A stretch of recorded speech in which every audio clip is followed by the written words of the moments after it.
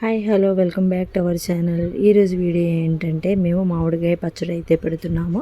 మా సైడ్ ఏమో ఊరగాయ అంటారు. దానికోసమని ఇట్లా నీటి మిరపకాయలను తీసుకొని తొడాలని తీసేసి 2 రోజుల పాటు ఎండలో ఎండబెట్టుకోవాలి. ఇటే పక్కనేమో తాలింపులకి, అటే పక్కనేమో ఇంట్లో వాడుకునే కారం కోసం కూడా ఎండబెట్టేసాము.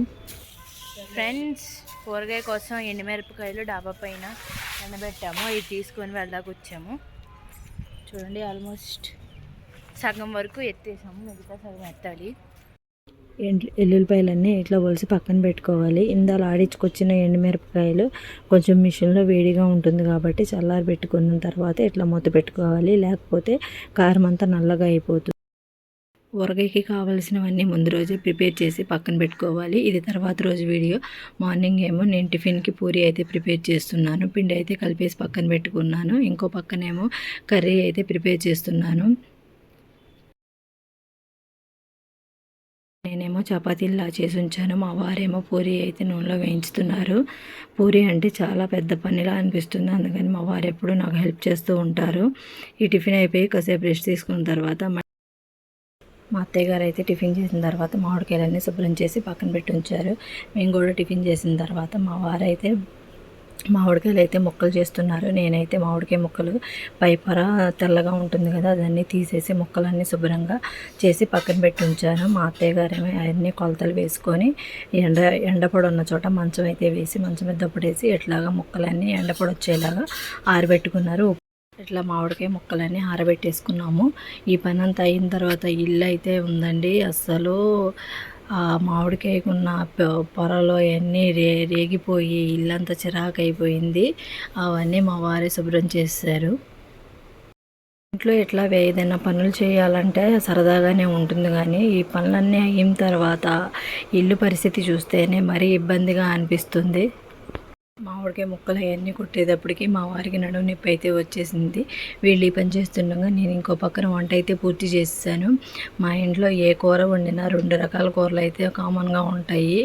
ఎందుకంటే ఒకళ్ళు ఒక కూర తింటారు, ఇంకొకళ్ళు ఇంకో కూర తింటారు. ఒక కూర వండింది ఎప్పుడు ఎవరికి నచ్చదు.